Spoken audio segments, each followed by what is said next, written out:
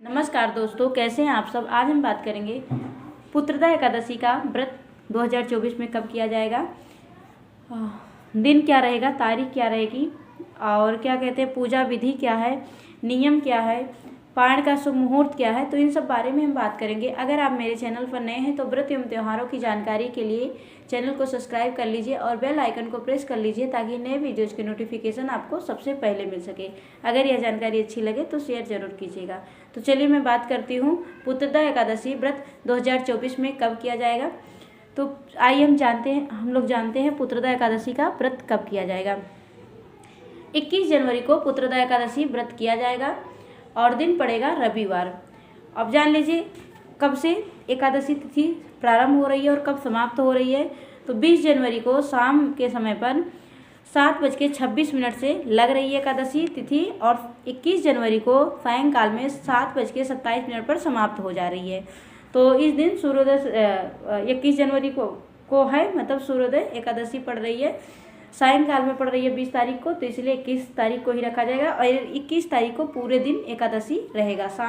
शाम के टाइम में 7:27 पर एकादशी समाप्त होगी। तो इसलिए हम लोग 21 जनवरी को व्रत धारण करेंगे। इस दिन व्रत करेंगे, दिन पड़ेगा रविवार। अब देखिए एकादशी व्रत करने के नियम क्या हैं।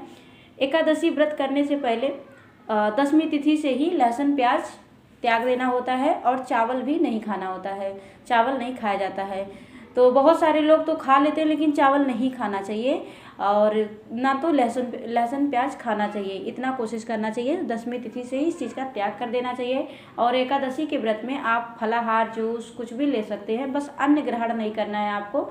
और अगर आप नहीं रह पा रहे हैं तो शाम को आप एक टाइम सेंधा नमक वाला भी फलाहार ले सकते हैं। और उसके बाद में द्वादशी के दिन हम लोग को लहसुन प्याज नहीं खाना है, मसूर दाल नहीं खानी है और तेल नहीं खाना है, घी में ही भोजन बनाना है, घी में बनाना है और सरसों का तेल तो बिल्कुल नहीं खानी है। तो इस चीज़ का आप लोग ध्यान रखिएगा। बैगन नहीं खानी है। तो इन सब चीज़ों को द्वादशी में नहीं खाया जाता और द्वादशी में दोबारा भोजन भी नहीं किया जाता है। जैसे सुबह किए फिर दोपहर में, तो इस तरह भोजन भी दोबारा नहीं किया जाता है। अगर आपको भूख लग रही है तो आप फलाहार ले सकते हैं, जूस कुछ भी ले लीजिए, लेकिन अन्न दोबारा नहीं खाया जाता है द्वादशी के दिन। देखिए एकादशी व्रत करना इतना व्रत करना तो ठीक है, लेकिन इसका नियम बहुत कठिन है। 10वीं तिथि से ही सारा नियम शुरू हो जाता है और द्वादशी तक पूरा नियम फॉलो करना पड़ता है। तो 3 दिन का यह व्रत 3 दिन का व्रत माना जाता है, क्योंकि 3 दिन पूरे नियम करने पड़ते हैं। तो यह आप लोग नियम जरूर, जो भी नियम है जरूर कीजिएगा। 10वीं के दिन चावल मत खाइएगा, लहसुन प्याज मत खाइएगा। द्वादशी के दिन आप लोग लहसुन प्याज मत खाइएगा। और बहुत सारे लोग सुबह में द्वादशी के दिन रोटी से पारण करते हैं, लेकिन उस दिन चावल अनिवार्य रूप से खाना चाहिए, पहले चावल ही खाना चाहिए द्वादशी के दिन। और देखिए कभी भी बिना दान किए द्वादशी के दिन भोजन ग्रहण नहीं करना चाहिए, पारण नहीं करना चाहिए। पहले जो हम व्रत किए एकादशी का, तो उस दिन अन्न का दान जरूर करना चाहिए और दान करने के बाद ही हम लोग को फिर पारण करना चाहिए। तो चलिए अब हम लोग जान लेते हैं पारण का शुभ मुहूर्त क्या है। तो पारण का शुभ मुहूर्त है 22 जनवरी को सुबह में 7:15 से लेकर 9:30 तक सुबह में पारण का शुभ मुहूर्त है। इसी बीच में आप लोग पारण कीजिएगा। और देखिए जिसको भी पुत्र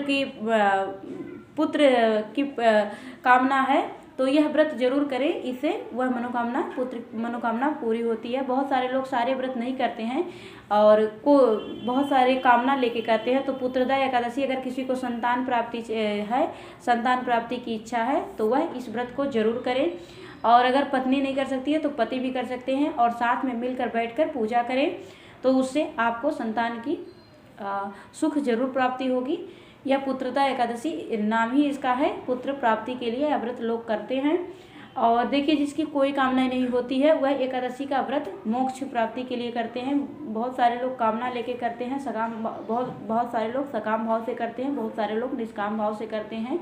तो एकादशी का व्रत करने से मोक्ष की प्राप्ति होती है। तो एकादशी का व्रत हर किसी को करनी चाहिए, हर किसी को करनी चाहिए, चाहे बच्चे हो बूढ़े हो। कोशिश करें कि उस दिन अन्न ना खाएं।